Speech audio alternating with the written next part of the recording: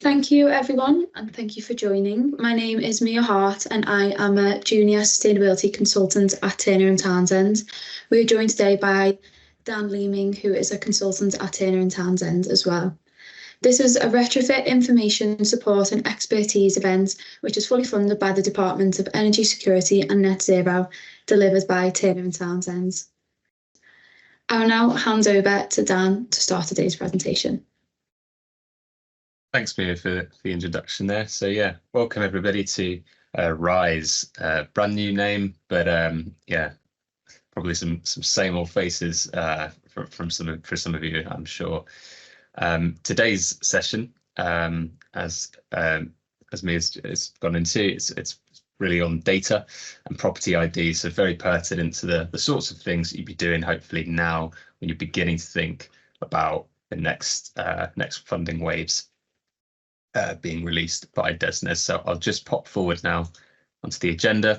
So we're going to have a little think about the data management process for retrofit first of all, and then move into some stuff around, thinking about what sort of things are important to you in terms of identifying properties to work on, where you might be able to find some of that data to, be sure of the various features of the properties you're looking at, and being able to build a project, and then looking at how to pull that together to make archetypes, and then modeling, mapping, and checking that it's sort of your project is sort of scheme compliant, really. So it's that kind of first steps, right from the very earliest things right through to the bit where you hopefully, after having looked at these things, you'd be able to say, right, that's the project that we're doing. So just go on to the next slide. So process overview, that's what we've got first. So I've just got a fairly simple overview diagram here of the data management, I guess, life cycle that I spoke about. So we'll kind of look at each of these, I think, in turn as we go through. So the first thing to look at is to nail your data management process and make sure that you're sort of,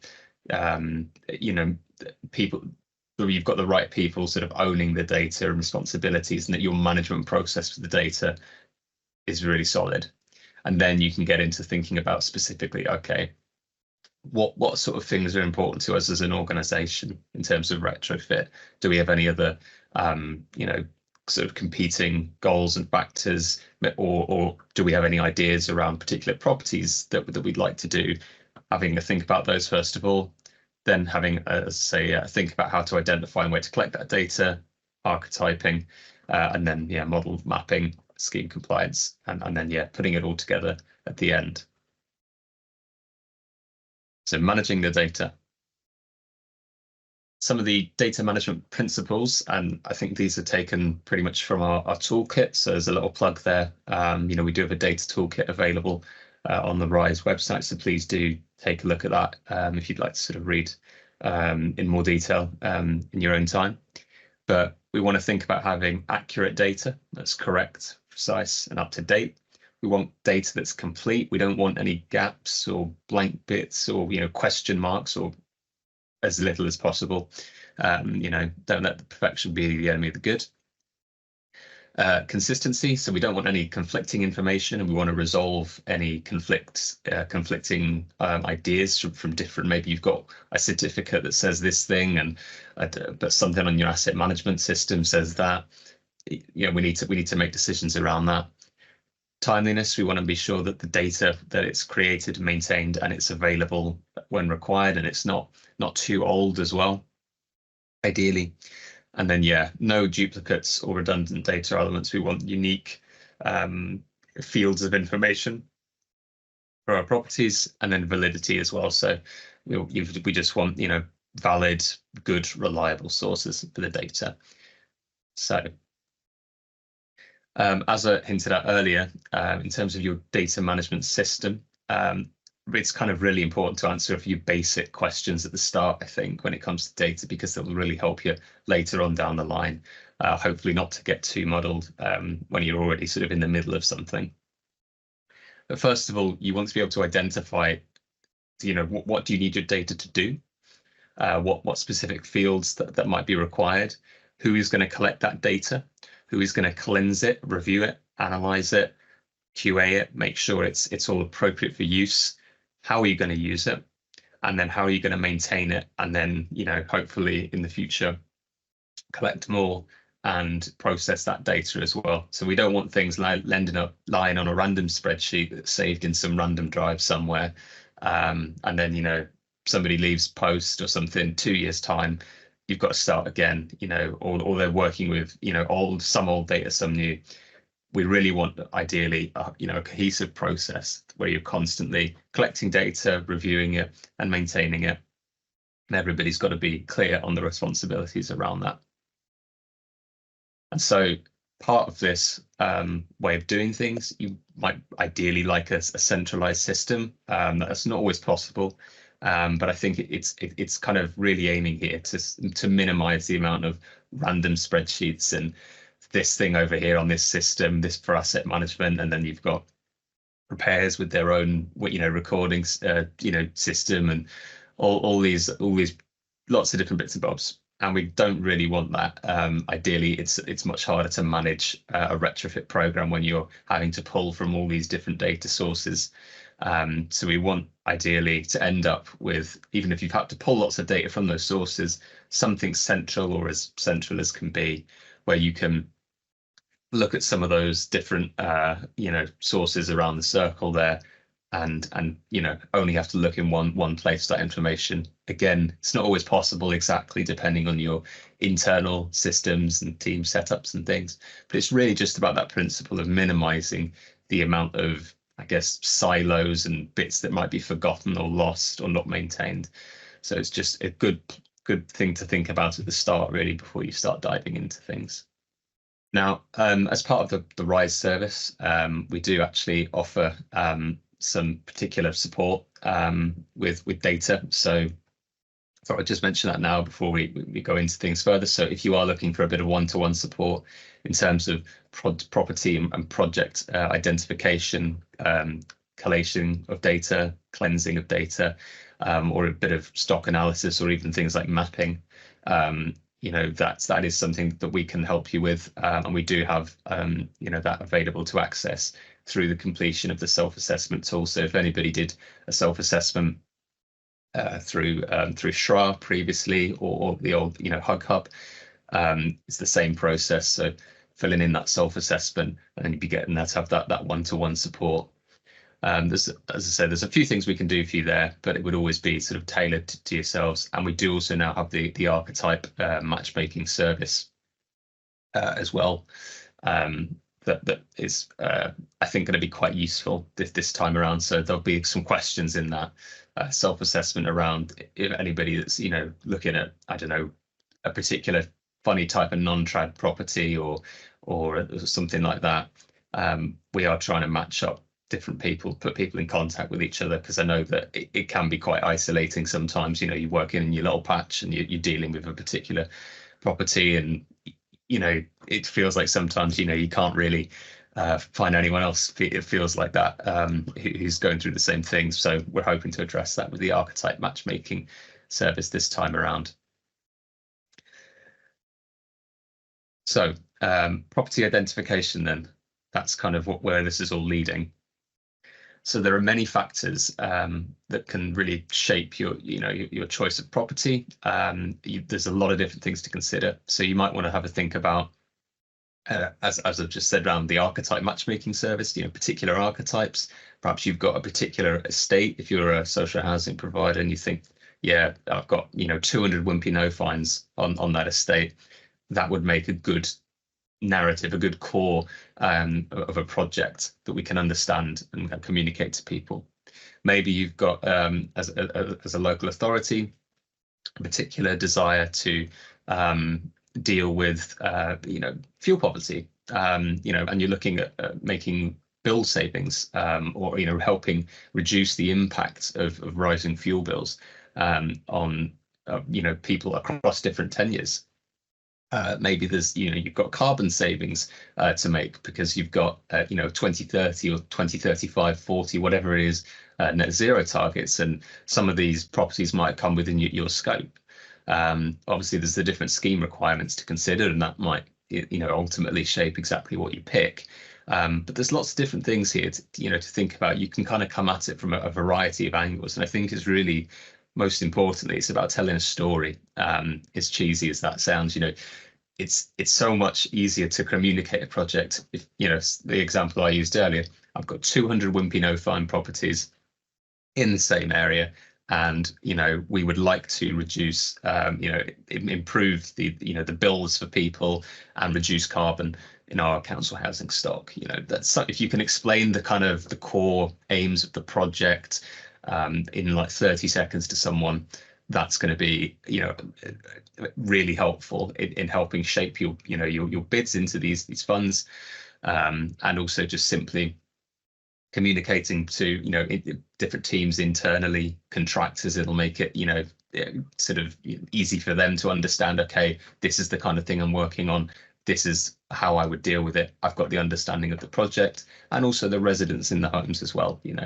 Nobody want to be sitting through a 10,000 word essay on a project and not really understanding what it's all about. So yeah, lots of different things to consider, different angles you can come up with, but I think the important thing is to consider them all, and then being able to really tell a simple narrative that really gives the project a strong sense of direction. So identifying and resourcing data. So there's quite a few different areas of data that you'll need probably for these programs. So obvious ones, EPC, so your EPC banding or your SAP score in particular, and you can find that quite simply on an EPC for a property. Heat demand as well, that's quite an important one historically on these schemes for driving that fabric first approach to retrofit, which the government is very keen on. You can find that in a variety of places, but that could be things like EPCs, it could be stock condition data, various surveys. Heating system, if you're a social housing provider, you can get that, you should be able to get that pretty easily from asset renewables and repair records. But again, EPCs will if it's private tenure, will offer some indication, hopefully, as to that. You might also be thinking around conservation areas as well. So again, local authority or planning authorities will have that data, but that is certainly something that you would hopefully be aware of anyway, looking at your stock, as that will have probably quite a large bearing on the kinds of things you can do to a property. And then also, building fabric, construction types, and occupants sort of overview as well. Many places to find that kind of data, both internally or possibly from wider publicly available data sources too. So I've just got a few examples of companies here as well that offer products designed to help you collate all this housing data and help you model retrofit options and retrofit scenarios for products. So we've got parity projects, for example, with Portfolio, IRT, do DREAM, EST, do home analytics, and there's plenty more on there as well. They all have sort of different pros and cons that might make them more or less suitable for your organization. Far more detail than I could go into here in terms of the pricing models and things like that, but they all kind of provide that core, the core features that you'll need to be able to plan a retrofit project and a retrofit program and put it together nicely. So yeah, not an exhaustive list. There are other companies available. Please do your research and find one that's suitable for you, if you're not already sort of on one of these kinds of programs. But they'll help you manage all that data from the different places that you're collecting and helping with that centralizing of things. It'll also help you to do some archetyping, which is another key important step in this process. So once you've collected all that data and you've got it in one place, we'd recommend having a little think about archetypes. because there's a number of benefits to doing this. It makes things predominantly just easier to communicate to contractors and stuff, and in the bid, so you can get a very good overview of what is happening fully on a project. But it also, it also helps in other ways as well. So using your full stock list, you want to be able to split it into factors like sort of heating, construction, wall type, finding things that speak to you, I guess, and speak to the particular funding stream that you're going for. Want to collate all your data for a particular archetype. So, and then you want to be able to model measurements and improvements for each of those archetypes. And then once you've kind of found a solution in the modeling that works for you, then you can have a look or think about mapping and reviewing those archetypes across, the project and seeing what it looks like on paper. Now, I think on this next slide, I think it is, we've got, so what this sort of might look like in practice, very simplified here, of course, but you would probably be starting off with that big list of your stock, looking, well, probably more than 4 homes, but something like this, hopefully, an address, construction, attachment status, heating type and tenure, those kind of big categories, perhaps. Although, there's plenty more that you could put on there, and then kind of collapsing them and simplifying them into some of those, key descriptors, I guess, which would cover most of your stock. So, archetype 1 here, you could have, addresses number 2, 4, 6, 8, 10. They are detached timber frame, no heating in this case, or no central heating, and they are private. Archetype 2, in this example, it's 3, 5, 7, 9, 11. They are terraced timber frame houses. They are social tenure. They are on gas. And going through in that way, you can kind of build up very quickly an idea of what retrofit solutions in the modeling will work for which homes, as long as you can put them into these different baskets. So modeling, mapping, and scheme compliance. So when you've got your archetypes here, and you're thinking about what do I do next? What do I do to that property? This is where you would have a look at plot out what can you do to help that. And that the modeling software providers that we showed earlier, it's very easy to do on those kind of programs. There are other ways of doing it. I'm aware that there's some very small organizations out there that might not have access to some of those kinds of programs. There are ways around it. If you are going to struggle to access something like that, please get in contact with us, and we could sort of talk to that in a bit more detail. But effectively, what you'll be wanting to do is to sort of build packages of measures, I guess, and then test out and see in something like RDSAP what impact does that have on the EPC, on the SAP score, on the heat demand of the property. Does it end up then, after adding those measures in the modeling, reaching the goals of the scheme, that you're applying for? So on previous waves of SHDF, for example, this has been, reaching EPCC, which is a SAP target of 69 minimum, and also with a soft target on that scheme as well, of reaching 90 kilowatt hours per meter squared per year heat demand. So, picking fabric options to reduce the amount of energy that a building uses to heat up. So on this example, so the first archetype there, you can see it's a detached timber frame, no heating, private. It's currently at EPC F. Measure option 1 would be to do EWI and loft insulation, and that might bring it to an E. Although I would hope actually with those 2 measures, you'd hopefully be doing a little better than an E. But then on this hypothetical example, perhaps if you stretched your budget a little bit more and you added solar PV, you might get a little bit higher. And it's just about testing out little different options, seeing what works, and figuring out, I guess the meat and potatoes of the project. We've got our homes, and this is what we're going to do to them, and this is the outcome. So it's that kind of the key essential questions, I guess, that you've been working towards answering. Now, the other thing that you can do once you've got to this point, and this is again something that we can offer support with through RISE, is looking at mapping projects. and not everyone does this, but I think we feel it's can be really useful exercise, to be honest, in helping understand I guess the logistics of your project, and also trying to identify, whether it sort of works, on paper practically. So there's an example here taken from QGIS. This is which is a sort of an open source GIS software platform, where I think for this particular provider, had a look at mapping, I think, some of those. Once we'd done some archetype work, I think it was mapping the particular clusters of them and where they were. So what you can see there along sort of the coastline, you'll see that there's more of those sort of darker pink and red spots. This is very, very zoomed out, so it's quite hard to see.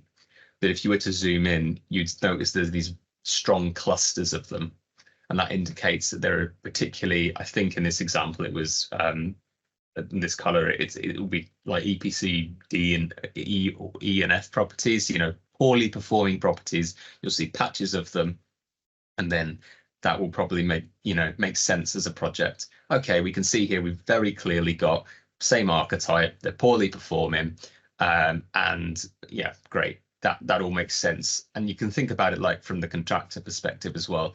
Would a contractor really be interested, in working for you if you're doing a property over here, 2 over there, 1 over there, and you want to do EWI to them? Probably not really, because there's a lot of cost involved in something like EWI in terms of getting compound sites set up and moving the materials around. So it's just really kind of giving a bit of a reality check to the projects, thinking, how does that work in reality? I've been looking at this on a spreadsheet. What does it actually look like in the real world? And the other benefit to doing something like this is you can then also start to tie it into some of your resident engagement work, or even some of that program planning stuff. So when I used to work at Cardiff Council, for example, we did something sort of a quick and dirty version of this kind of thing, looking at where to identifying compound sites for EWI schemes way ahead of time, so that the necessary permissions could be sought from the particular department of the council that own that land. So then we could present it to a contractor straight away to kind of improve the speed of mobilization.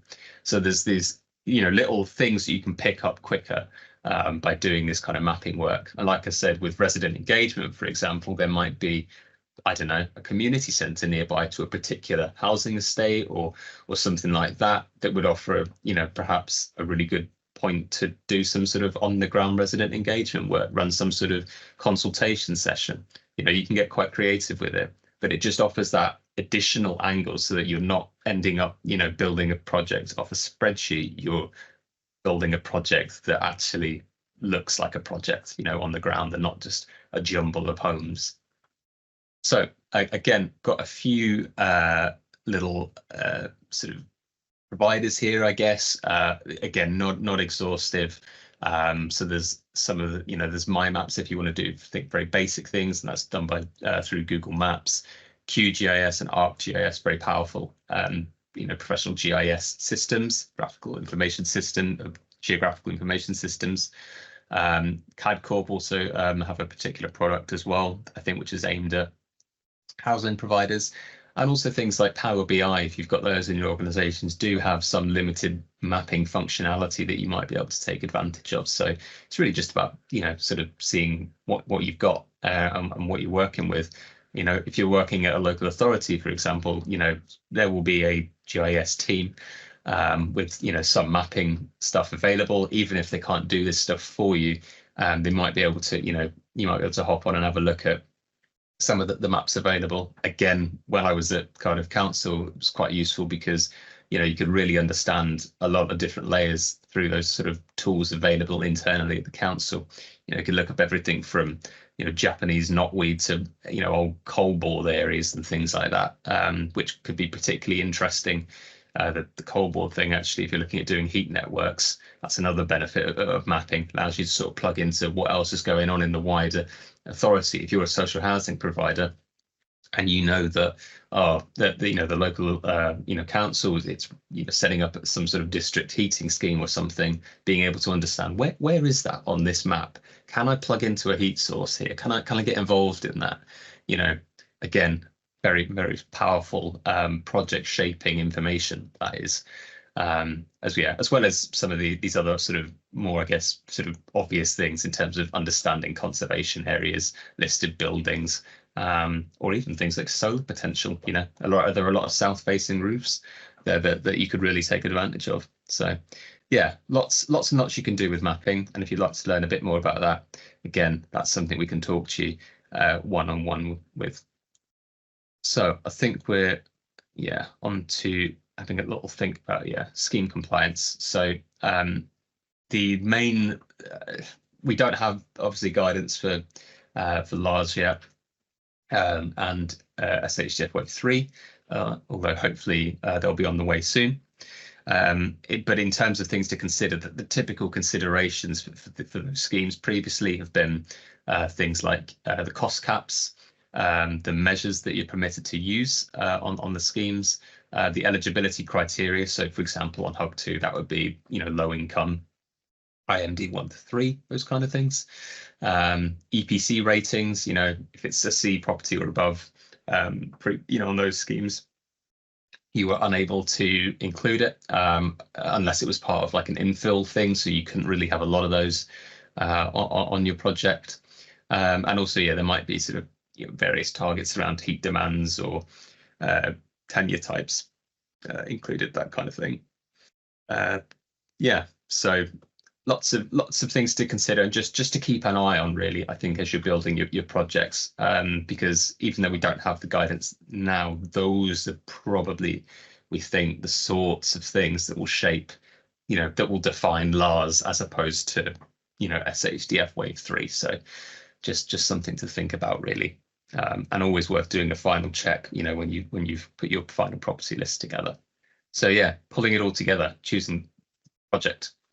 So had a little chat about scheme compliance there, but also the property and the resident context. So thinking about number of homes, tenure types, the construction type, EPCs, resident aspects. Are there any particular vulnerabilities or needs that you need to address? The strategic aims of your organization, any particular local issues, maybe even political with a small p that might impact certain projects and people's willingness to go along with them.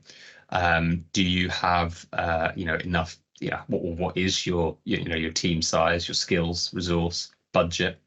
And then by process of elimination, sort of the Venn diagram of all these different factors which you've considered, you can come up then with the project aim, the project size, the measures, the timescales required to do them, the resource required to do them, and of course, making sure that it's all eligible. So a long process, and then whittling it down like carving a statue or a sculpture, I guess, out of a big lump of limestone. You'll have a beautiful sculpture of a project, hopefully, after you've been through this kind of long process.